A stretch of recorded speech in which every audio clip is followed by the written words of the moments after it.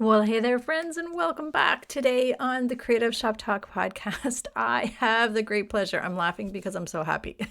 I have the great pleasure of bringing you a conversation with one of my mentors and one of my favorite humans, Jeffrey Shaw.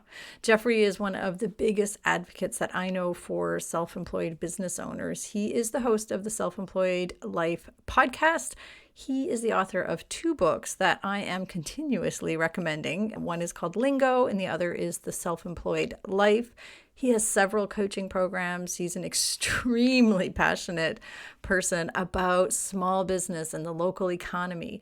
He's also very aligned with me personally and with the things that I share here on the podcast and I teach in my programs. He is a huge advocate for mindset, about ourselves, about a mindset about ourselves, mindset about our clients, about the way we show up in the world, whether it's our branding, and I think everything we do is branding, and how we show up with excellence. And it's always coming from a place of service for our customers. So I very much align with that. And I know you know that if you've been listening to the podcast for any length of time. Jeff is brilliant with branding. He understands what customers need and want. And in our conversation today, he shares ways that we can infuse excellence and raise that bar in ourselves and in our business. On a personal note, I have to say he has been an incredible influence on me, not only in my business, but also in my lifestyle. Being super intentional, mindful, and you guys know it all comes together, right? My business and my lifestyle sort of have to have the same habits, right? So he's the reason that I'm always asking in my groups and of myself, what's going right?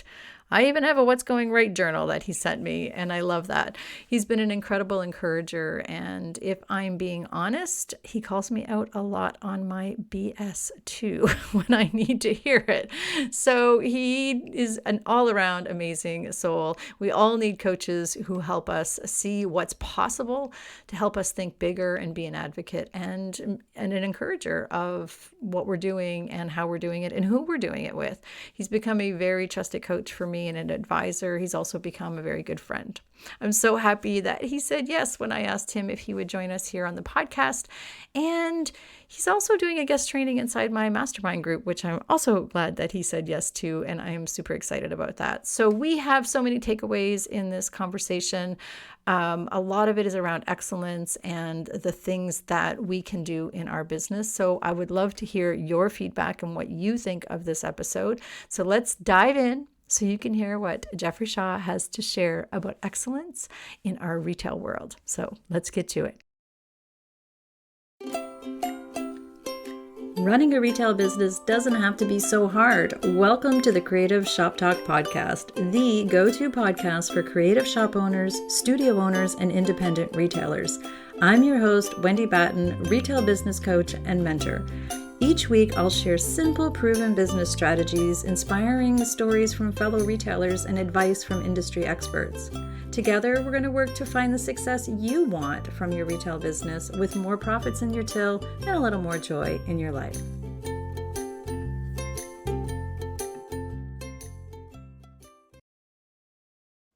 Well, welcome, Jeffrey Shaw, to the Creative Shop Talk podcast. I am vibrating. I'm so excited that you're here today. Welcome. Well, thank you. I'm excited to be here with you. I have been talking about you. I'm pretty sure I have referenced Jeffrey Shaw books, Jeffrey Shaw comments in a lot of previous podcasts. So my guests are not unfamiliar with you. But can you share, and I did share in the intro, your bio, the Jeffrey Shaw bio, but can you tell us in your words, like, why do you love working with self-employed small business owners? Well, first of all, it's all the only world I know. I literally have been self-employed my entire life. I'm probably amongst a small number of people that have never had a traditional job. I've never received a paycheck. And in the most challenging of times, honestly, that's the thing that picks me up the most. Like when I'm faced with, as we all are as business owners, faced with those difficult times, the thing that gets me through is like realizing that every dollar I've ever made I have created. Right? No one's ever handed me a paycheck. Like every dollar I have created by my own hands. So that's why I care so deeply about business owners and I care so deeply, honestly, Wendy, about what you do. And I've said this to you so many times, like you're saving Main Street. I think it's so your business owners that have retail storefronts and hey, they're facing all the challenges. The world could be taken over by big box stores. And then what do we have? Like an ugly world. So I just stand so strongly behind what you do. I live in a quaint little historic district that I moved to intentionally because I wanted a solid town center. I immediately changed all my shopping habits to buy local, no more Chewy for dog supplies. I buy from my local pet store because I'm so in supportive of business owners, self-employed, and main streets. So your work is so important. Yeah, now I feel like I need my super cape on, my superwoman cape on. No, because it is You true. It is you wear important. it naturally, Yeah. honey. It's always on you. When I was thinking of things that we could chat about, that was actually one of the things, I've always admired about you and how you are so supportive of me. First of all, I'm just like, let's just talk about me for a minute. No, I, the work that I do, I see it through a different lens because of you. And I want to thank you for that. I feel like I Awesome. show up different. I show up more Mhm. exceptionally. I know you speak about being exceptional. I know you help me strive for more for that reason, because it's a ripple effect. I talk about Mhm. that a lot to my clients and here on the podcast. It's a ripple effect. And what they do, what our retailers are doing in your small town, in my small town, and in all of their towns, it's a ripple effect for the economy, right? So it's so important to have quality, happy, feel good places to go. So, that And are literally, it's right profitable, right? to So that yeah, point. I mean, I bought a home where I chose to yeah, invest in real estate because of the town center. Right. yeah, It was because of the vibe of the town center, which is like something out of a Hallmark movie. I mean, you literally live in a Hallmark movie, literally. Mine literally just do. looks Yes. like one, right? They haven't made a Hallmark show here yet, but they will. I'm convinced of it because it's just so quaint and perfect. So it was the main street. And here's the cool thing, Wendy, is I've lived here now for nearly 2 years. I walk around, I talk to the shop owners.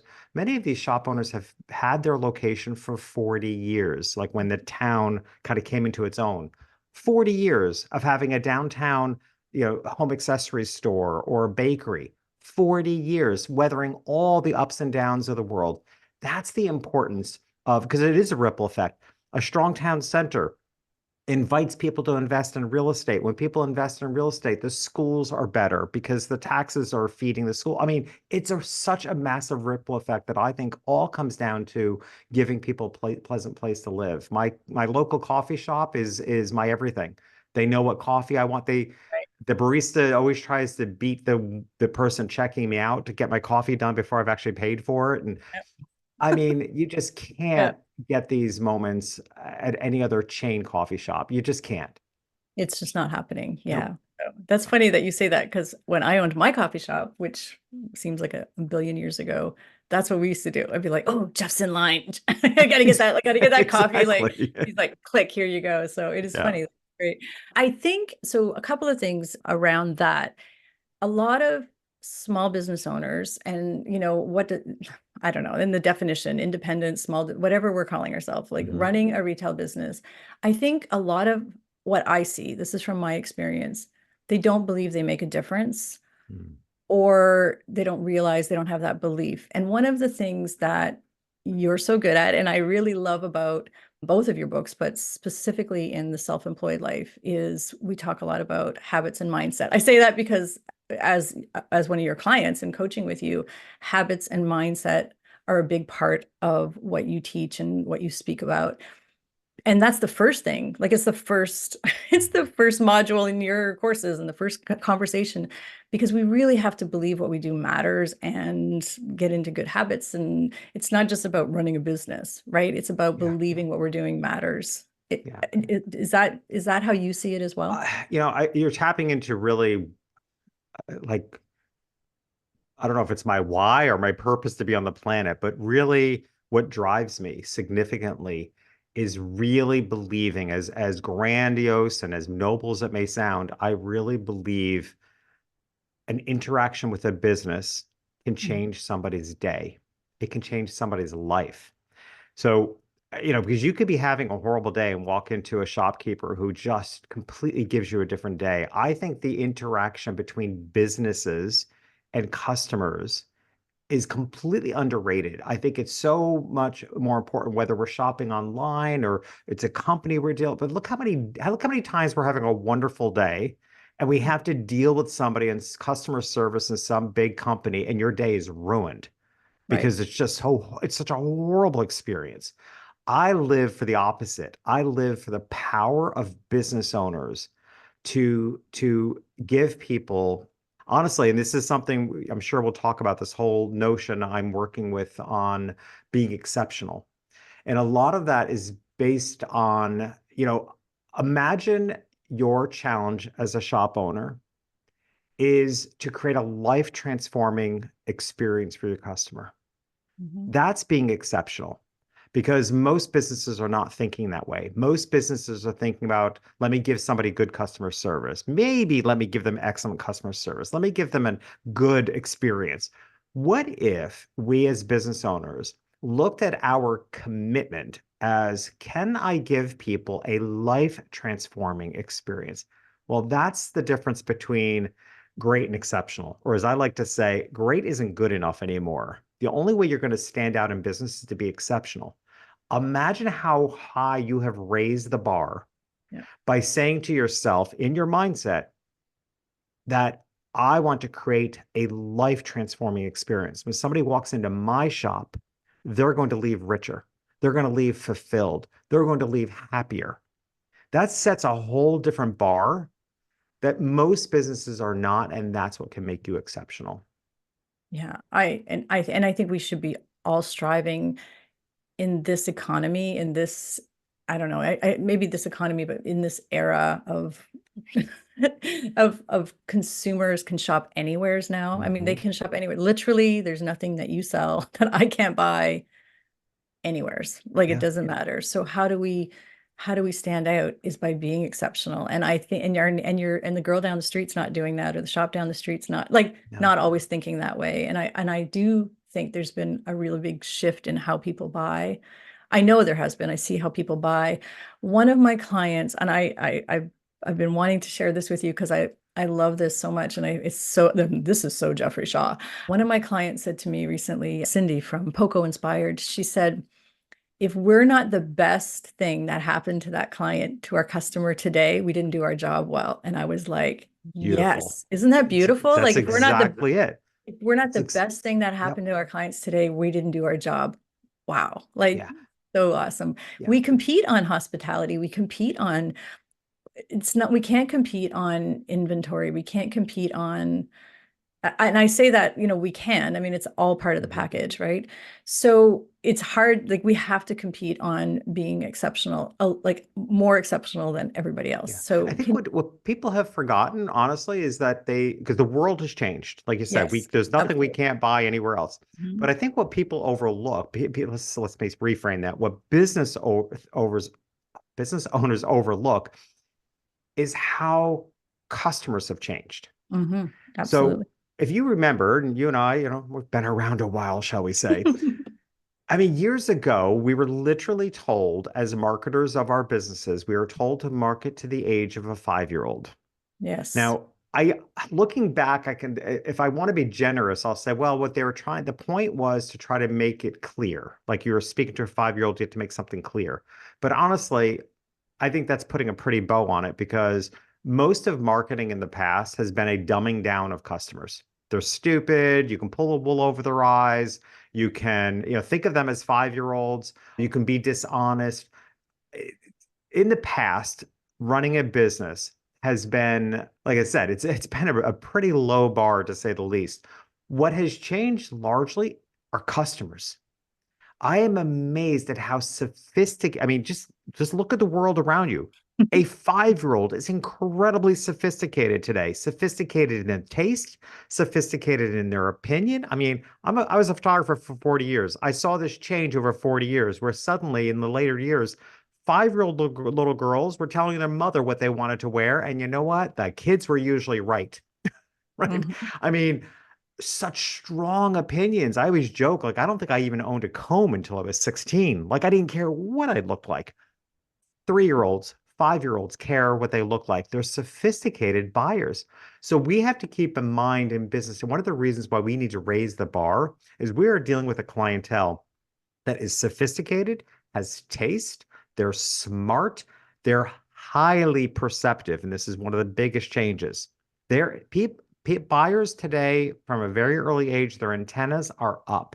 They're incredibly perceptive. They feel when they're being ripped off. They feel when somebody's being dishonest. Think Wow. about in our own lives. I Mhm. have a long list of brands that I won't support. Big national change, small, there's a lot of businesses I won't support because I know where their money is going and it's against my values. So today we choose where to do business, not just whether they're the best in what they do, whether we Mhm. like it, but we choose also based on how we feel about that business. And a lot of that comes from perception. I'm a New Yorker, and it always reminds me of that feeling that when you feel when you shouldn't walk down a certain street. It's a sense that's honed when you live in a city, particularly in the 70s in New York City, that you just like get a vibe like, that just doesn't feel safe. And I think consumers are walking around with that same vibe collector. Their vibe dar. They're just picking up on, do I believe this person? Do I trust this person? Do I like this person, this business owner, this salesperson? And I think we can't overlook that you're just not going to get away with anything short of complete honesty and transparency today. Yeah. And I think to that point, also that's where relationship builds. Like that's where like we have to keep showing up the same way, like keep earning their trust. The coffee shop has earned your trust, right? Not just because it's a cute coffee shop that's local. They're doing all the things. Their integrity, their value. You don't feel you're being ripped off. Like there's a lot of, I want to say faceless, and I don't know if that maybe you have a better word, but there's a lot of retail businesses that I have seen, where you kind of like walk in, it's the same, and the services, it's a clerk behind the cat. Like there's just no emotion. People are Yeah. emotional now. They are sophisticated. They do feel like, oh, this is just another, I don't know, like it's on multiple levels that they're Yeah. sophisticated. They Yeah. like like even pricing, like everything, there's Yeah. just a lot of different things. I feel like we need to do some things. We need to do some actions. We need to be intentional about earning that trust Yeah. and being in value. And Yeah. you're bringing up such an important point, I think, to make this tangible, like what are some of the things Yeah. your shop owners can do? One, I would say, well, one suggestion I would have for your shop owners is to look at how luxury brands operate. And I Yeah. say that because I don't care if you're in a luxury brand or not. One thing I've been saying a lot recently, because my background is in luxury, all right, just to for your listeners to know. I mean, I spent 40 years as a family portrait photographer for the wealthiest families in the US. And I didn't come from that world. So to understand them, I studied the behavior of customers at luxury brands. I didn't study the brands as much. Like didn't want to emulate them. What I wanted to figure out is, how do rich people tick? Like, how do Mhm. they think? What Yeah. do they need to see, hear, Yeah. and feel in order why do they choose this luxury brand? Because I felt if I could understand that, I could replicate it, which is what I did by creating my photography brand. And therefore I ended up with this incredible business. So I've been a studier of luxury brands for decades. And I think there's so much information in a luxury brand that a small shop owner, whether your business is luxury or not, can learn from. First of all, just look at the nature of luxury. It doesn't matter whether you have a luxury business or not. Doing business with you should feel like a luxury to your customers. Yes. Okay. Amen. I agree. So Yeah. it should feel like a luxury experience for them. I don't care if you're selling a five and dime, but it should feel like a luxury experience to them. But there's so many things. If you look at Cartier, Tiffany, and I'm using jewelry examples because every town has a main street, a jeweler on the corner. Well, why does Tiffany and Cartier stand out? Right. So begin to observe some of them, unpack their history with a story behind the brand, even the collaborations. Cartier has an amazing collaboration, a whole collection with Audrey Hepburn and the history behind that. So there's stories to be told. There's history. It rarely comes down to quality. And that's the thing. I mean, is Tiffany's quality different than the local jeweler? Perhaps not. It rarely comes down to quality as much as it comes down to all the things around it, the brand image, the the brand image, which by the way says more about the shopper than it does the shop, right? What is it saying for the person walking into your store? What does it say about who they are by choosing your business? It Hmm. has to do with the experience, the history, the stories. There's so many things that a local shop can learn from a luxury brand. But the other thing you mentioned, I think, is really important. That same coffee shop that I love so much, they have a location they have a few locations. It's family owned. They have a few locations around, and they have an out location in the local airport, which I would love for them to close. It's killing their brand.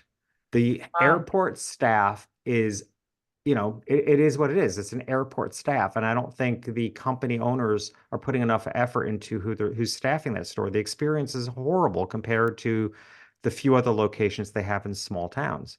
So one thing I would say to your shop owners is you have to pay really close attention to who those faces are in your shop when people come Hmm. in and you're not there. Yep. Because a sales associate, right? Because your customers, in order for them to have a luxury experience, there has to be consistency. That's one of the things you will learn from Tiffany, Cartier, Ralph Lauren, any of those high-end Bergdorf Goodman.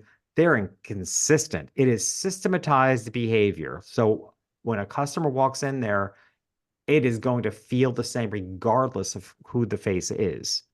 Yeah. So consistency is incredibly important. And there are things you can train your staff on to make sure that every time a customer comes in, and there's a relief in that for the shop owner. You shouldn't have to always be the face of your shop. You have probably better things to do. Yeah. But I absolutely. Yeah. please make sure you're sales associates. I just did a LinkedIn article. Actually, I don't know if you had a chance to see it. I have a newsletter on LinkedIn called The Diamond Edge, and it's Hmm. all about luxury marketing.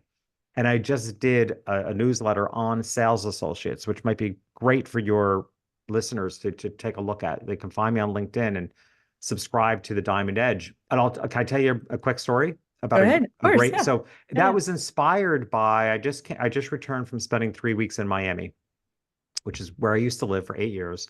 So the most exclusive shopping district in Miami is called the Design District. And I went into, which is one of the things I wanted to accomplish when I was down there, is I wanted to go into Christian Dior and try on a pair of sunglasses that I plan on buying in Paris because it's so much cheaper in Paris. So I'm waiting till I buy it in Paris. It's much cheaper than it is in the US, but I wanted to try them on in real life. So I went into the Dior store in the design district. And what impressed me about the two things impressed me about this sales associate. One, so I'm going to back up just a moment. One of the things we do in my work, and I have the Exceptional Business Academy.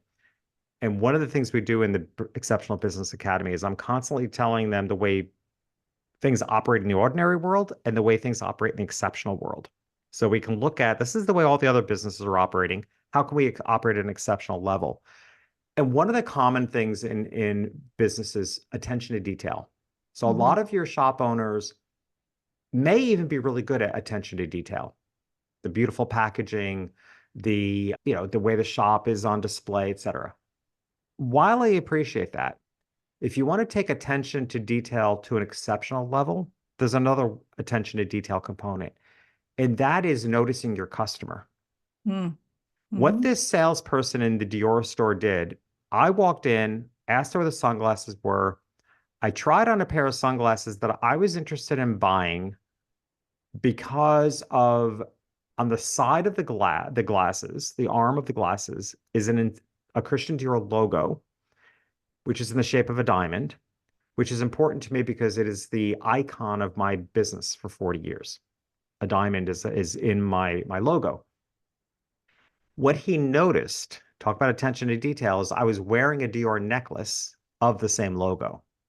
I was wearing a Dior necklace that is the diamond logo, which actually is the letter C and D, but the way their letters are angled, it looks like a diamond. That's the sort of thing. That's a different level of attention to detail, right? So when I walked in, he looked at me as the customer. What can you notice? What Right. attention?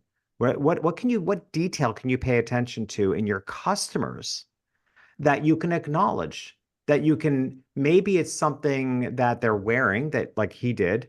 Maybe it's something about them. Maybe it could be a physical characteristic about them that is going to influence what you show them to wear, perhaps if you're a clothing store, or what bracelets might the customer be wearing that can give you an idea as to what home accessories they might like. So, Exactly. right?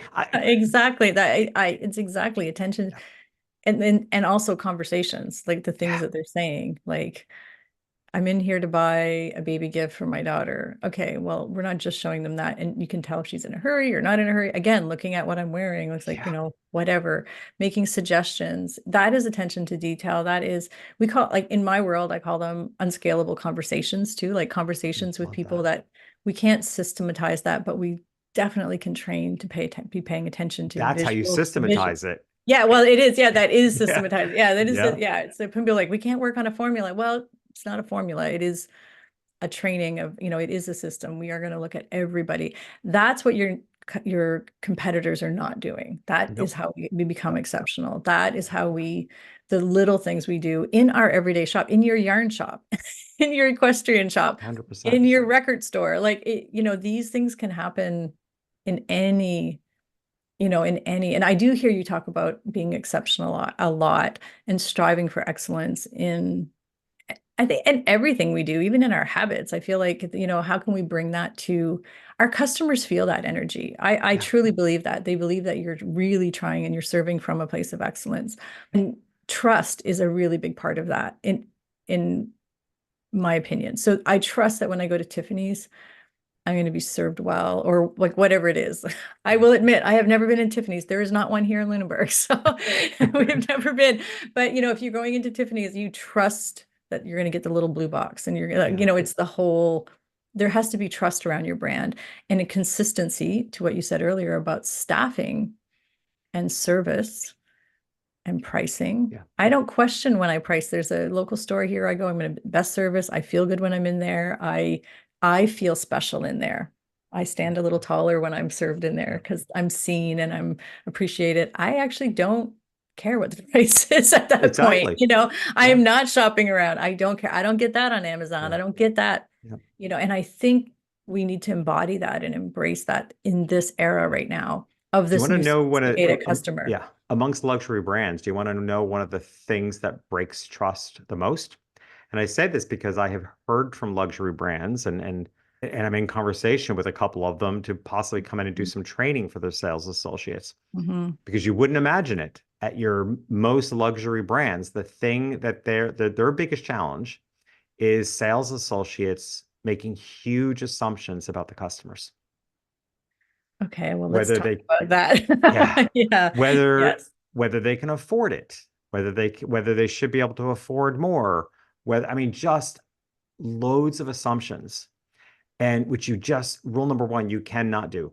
And and I always go back to again my roots as a photographer that I mean I ended up serving rich people, and I grew up in a world where there was tons of stereotypes of rich people, right? Rich Mhm. people, they have all the money, but they're not happy. Well, you know what? My customers were damn happy. Their money, their money gave them a very happy life. Kids are raised by nannies. Nope, not my clients. I worked with families. I always said they were family centric, affluent families. I worked with people that a family of four might have a staff of eight, honestly. But the Mhm. staff was taking care of everything so that the parents could go to the soccer games with the kids. The parents were involved in the schools. The parents were raising money for the schools. Their lives revolved around their kids. So, yeah, no, not all rich families are shoving their kids off to boarding school. In fact, Mhm. very infrequently. So there's all these stereotypes that we can hear, race stereotypes, whether somebody looks like they have money. And I got news for you. Most people who really have money and are comfortable with their money, they don't look like they have money. So there is just no room for assumptions. And there can be so much judgment.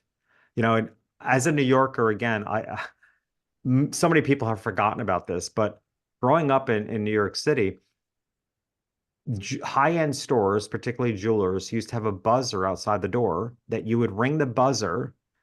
Imagine this. Imagine this in today's world. You would ring the buzzer to enter a store, and someone on the other side of the window would judge whether you were allowed to go in that store. Based on what? The color of your skin, probably, which is unbelievable. I mean, what if that store decided that red-haired people tend to rob them? they're not letting in red-haired people. Like they've put everybody in the same bucket.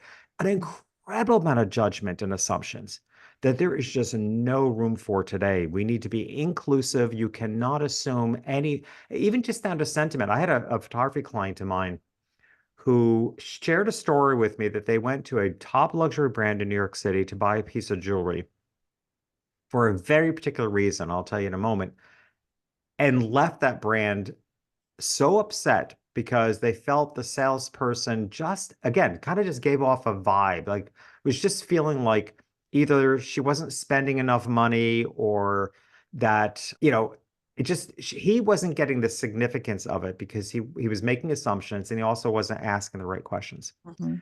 She was buying a piece of jewelry that meant something to her. It wasn't terribly expensive, but because her 18-year-old daughter had recently committed suicide.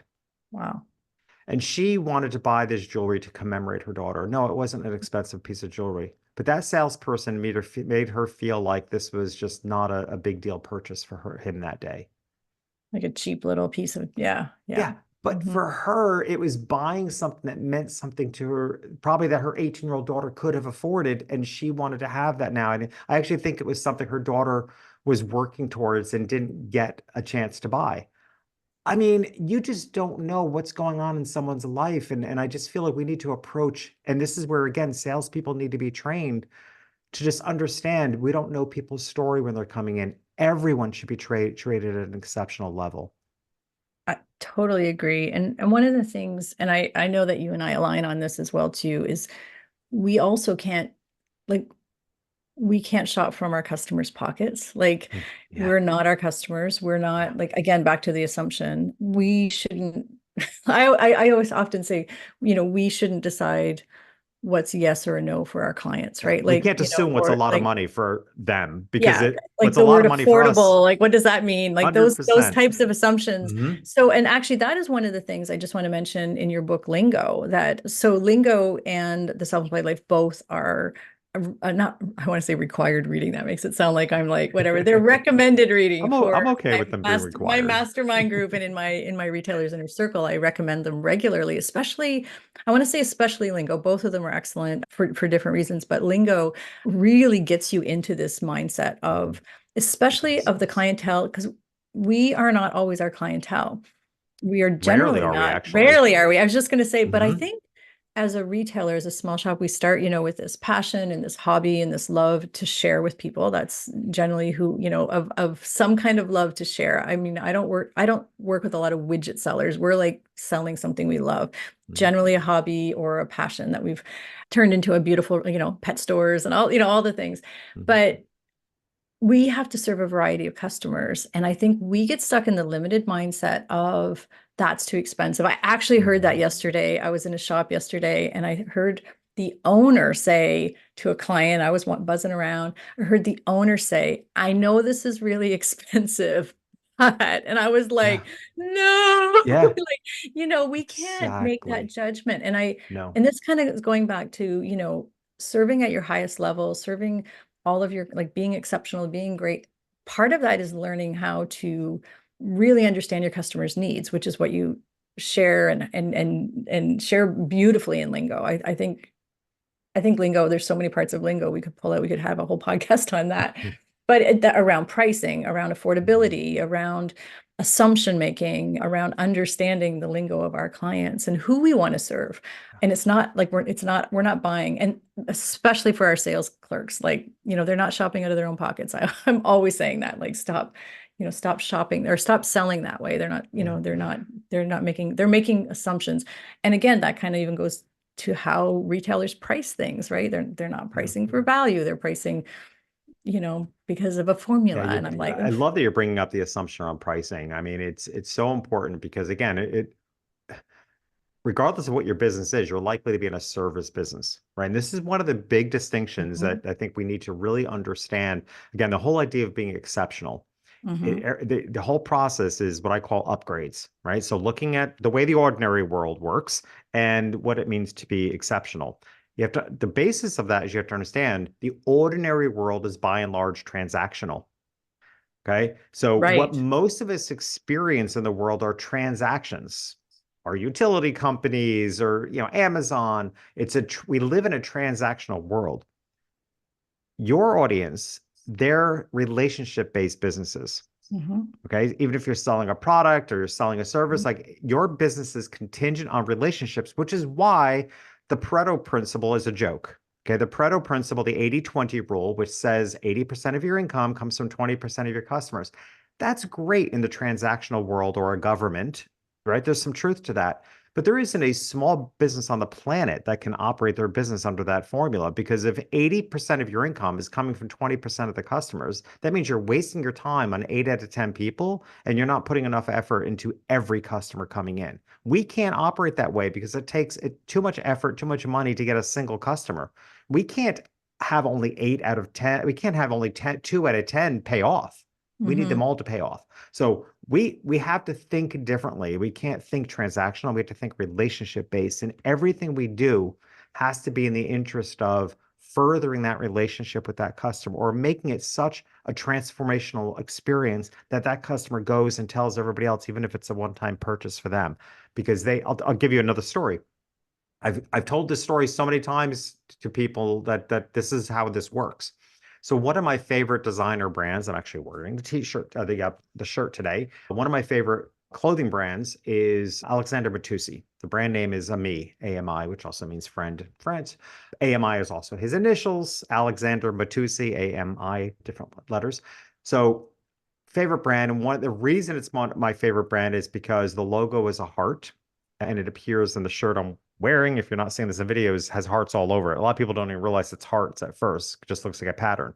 I didn't, But yeah. no, Yeah. I like the brand because, and I chose intentionally to wear this shirt today because this is a very heart-filled day for me. I'm coming to share with you. I adore you. I'm meeting your people.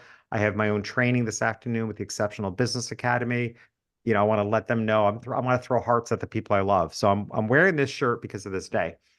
So when I was in Paris recently, one of my goals was on my birthday. I wanted, amongst various brands I wanted to go to treat myself to a gift. One of them was this designer. So I went to his original store in Paris to make some purchases.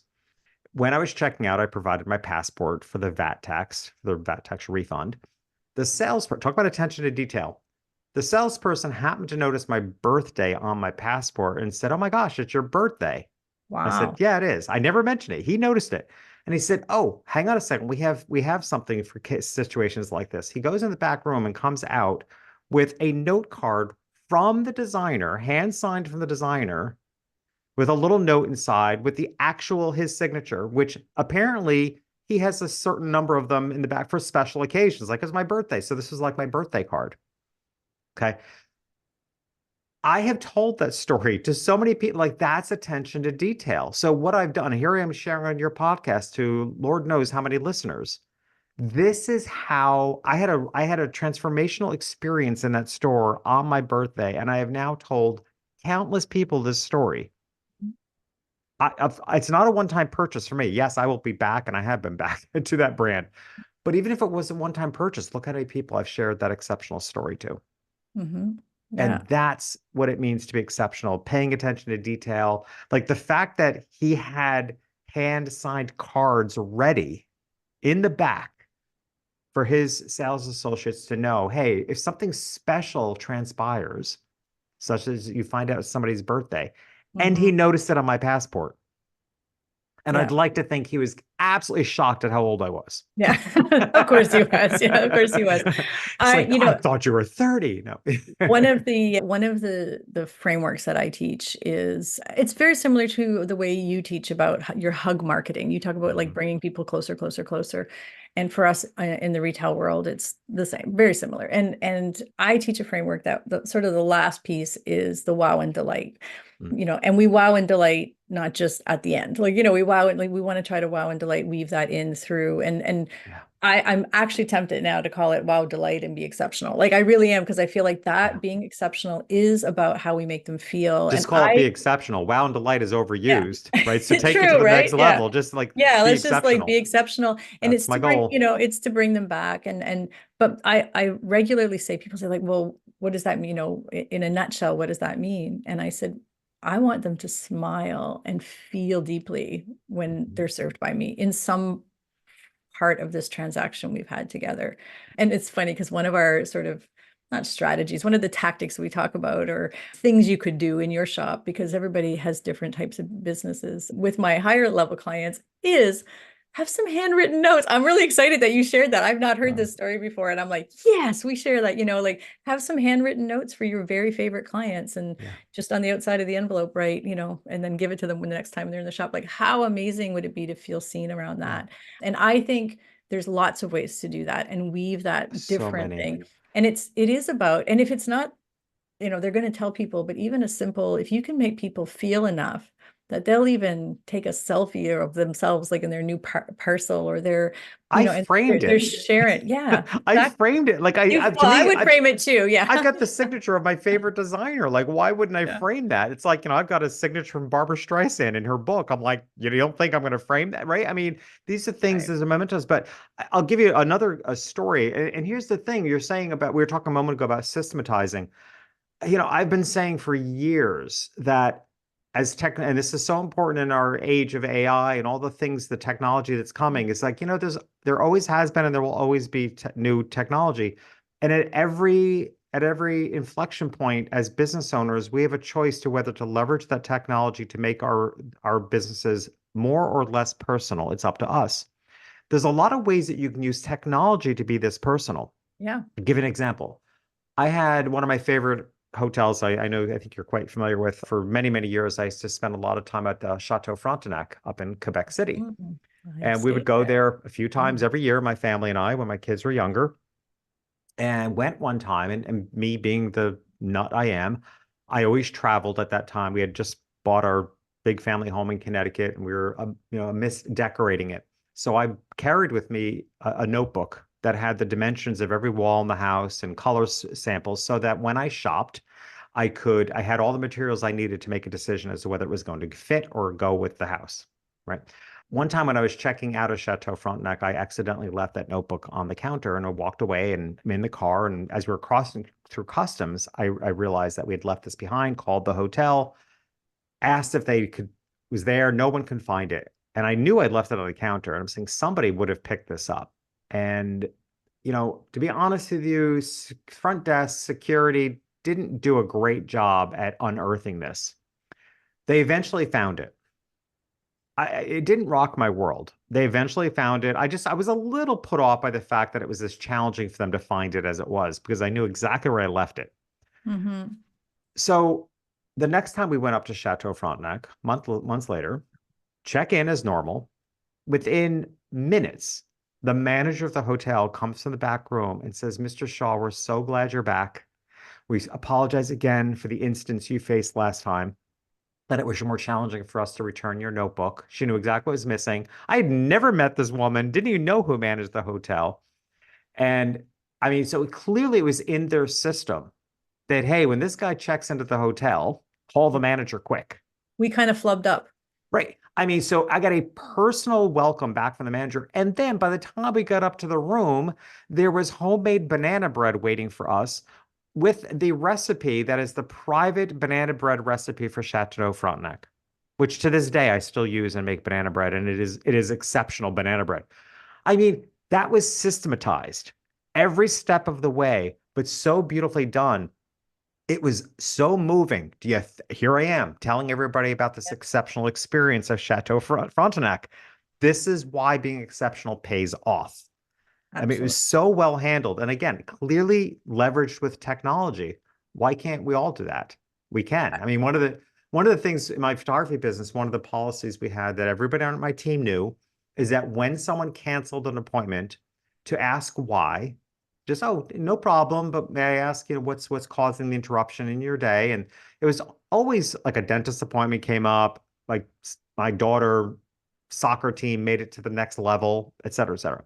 So that would go in the system so that when I saw the client the next time, probably at the actual shoot or the sales appointment, I would say, by the way, how did your daughter's soccer game go? I didn't even talk to them on the phone. And they're like, how do you even know that?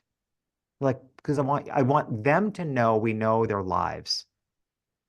These are things that every shop owner can do You just need to create the system for it and then train your people for it. I think to that point, you have to ask yourself as a team. I love that. I love all the because that's a great example of you really having your client be seen and feeling Yeah. important, right? Like you made that client feel like important, like, wow, their whole team Yeah. obviously talks about us or, they're not saying they must have a system to tell, like that's not what they're Yeah. thinking. They're just saying, wow, they know about And my even house. if they did, they're impressed that you had the system. Well, yes, that's true. But I guess and on to that point, what are the things we can do in the shop? Like, thinking about like I want to encourage our listeners to our shop owners to listen to this and think about how can you bring your team together in a Right. little huddle and think about some of the And be problems that creative. be creative, right? Yeah. Well, that's what we all do well, right? I feel like that's what we do really well as entrepreneurs. I Exactly. know we're getting tight on time. I know we have I want to honor your time here with us today. One of the things I would love to know, we do rapid fire questions, but before I get to that, is there anything else you'd like to share with my listeners that I haven't asked you or No, mentioned? I love the point you were just making. And I would just reiterate that, the benefit of making your customers feel seen is, again, in the in my world, we take the ordinary world, in the ordinary world, they worry about excellent customer service. Mhm. In the exceptional world, you think of it as how can you create an unbreakable bond? Oh, I Okay, that's love. that's next level service. Because here's the truth. No one in any relationship is ever going to say to you, you make me feel so completely seen, heard, and understood. Yeah. I therefore must break up with you. Like, that's never going to happen. Yeah. So, as a business, if you make your customers feel completely seen, heard, and understood, you're creating an unbreakable bond. They will come back to you. They will tell other people it is an unbreakable bond because people will never turn their back or break up with somebody who makes them feel seen. They just won't. I love that analogy. I haven't heard you share that before, and I love that. I love that so much. We're going to be sure to have, of course, all of your links and all of the, everywheres we can find you here. I'm going to share that diamond. I'm going to share the link to the diamond edge. I did see that letter. I love those diamond edge letters are fantastic, and Thank you. I think everybody should I be. think it's my best content, honestly. I've been doing I this think for it's a your. long time. You've I think written it's some some of really my great best books and content. some really great stuff, but that is a really great content. I I will know. say It's it's it'll really. become a book. Yeah, I'm waiting for that. So the Diamond Edge book, I know it's coming, but I do want to, is there any place in particular you'd like me to send our listeners to? No, I mean, again, I am working on the third book, and that's what Ah, created the launch of the Exceptional Business Academy. So they can check that out, which is at jeffreyshaw.com/TEBA, TEBA, which is the acronym for the Exceptional Business Academy. We actually are just wrapping up our first cohort. We're in the middle of the first cohort. I do believe I'll do it again. When I launched the first one, I did it because I wanted to gain data for my book with no intention to do it again, but it's going, so, people are getting so much out of it. I'm like, okay, I may need to do this again and maybe again and again. It may be permanent. I'm not sure yet, but they certainly could check that out because that's my mission. right. Like Yeah, we need to help business owners be exceptional because great isn't good enough anymore. It yeah, just isn't. So we need to help you stand out and be exceptional yeah, I or be agree. Great exceptional and isn't stand out. Yeah, Yeah. great isn't good anymore. They used to say that retail isn't dead, mediocre retail isn't good, Mediocrity but I is, also yeah, think is just being great isn't good enough either. So we have to be exceptional. it So I really love, isn't love that today. message. So thank you. Yeah. So are you up for some rapid fire questions? Sure. Like I did not give these to you. You did So, not. okay. So when you're not speaking, because I know you do a lot of speaking, Mhm. or you're coaching, not coaching people like me and small business owners and self-employed business owners, what will people find you doing? What do you love to do? Walking. I always say I'm one step away from Forrest Gump. Like I just get walking and I may never stop. So I walk obsessively. It It, sounds like a strange thing, but I do. I walk obsessively. It's my so means of transportation. It's like, oh, I have to go someplace 5 miles away. I'll walk there. It's an obsession. it is an obsession. So I also want to say that when we're working together, you talk a lot about habits, and a lot of my followers who follow me on Instagram and they see I walk every day now because of you. So just FYI. So I move every It's, day, but I do walk a yeah, lot more than I ever walked, and now it's a habit. Now it's just part of my yeah. routine because of your walking habits. So because you helped me do that. So Love that. the current or favorite business book that has impacted you. Oh, wow. And I You know know this is me. hard because you That's read a a lot of books I in a year. read so many books, but I tell you, just going back, one of my favorite books is Ian Shamandi, I think is his name. And the book is the title of the book says everything. Why should I choose you? Oh, I okay. I just love I love the meaning behind like we have to work towards helping people, our customers, make that decision as to why they should choose us. Because if we can't answer it, they can't. Wow. So Great. it's always been one of my favorites. It's not a new book, and it's not one I'm currently reading, but it's always been a favorite. Yeah. Well, you read a lot of books, so I'm gonna have to make sure I look that up because you. It's again another obsession, Yes, along I with was macaroons, chai tea. Like I have a lot of obsessions. travel. He loves to Travel. travel. You're a traveler. I know that. So, who is currently your favorite client that lives in Nova Scotia? Just kidding. That's an easy one. Although I have more than one client in Nova Like Scosia, they I could get my in rapid trouble. fire questions, and I was like, wait, what if he has another client in Nova Scotia that I I don't know? do. I'm sure I do. But I only have one that lives on an island, and that would be you. Okay, there we go. In a fishing village on an island. Yes. Okay. Well, let's narrow that down. So, thank you, Jeffrey, for being here today and sharing with my listeners. I just love, I love you to death. I always talk about your books, and I am so grateful for you. This is my own personal pitch here at the end. I'm so grateful for you for helping me again strive and be excellent in what I try to do with my people. So, thank you. Thank you Well, for you're being. doing it and keep doing it because the world needs main streets. I agree. So, So just keep supporting those Main Street business owners, and I'll keep submitting my money at them. okay. Well, there, it's a deal. All It's right. a Thank you for deal. being here, Jeffrey. Thank you.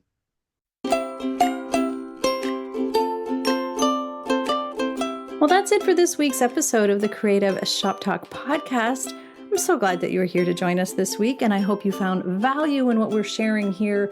I want to remind you that our website has all of the show notes. You can find it at wendybatten.com/podcast. Everything that you need to hear about today's podcast is there. Also, an opportunity if you need to reach out to me. If I can support you in any way whatsoever, please feel free to reach out. So thanks for joining us. Please leave a review, subscribe if you can, and never miss an episode. We hope to see you back here again next week. Thanks, my friend. Have a great week.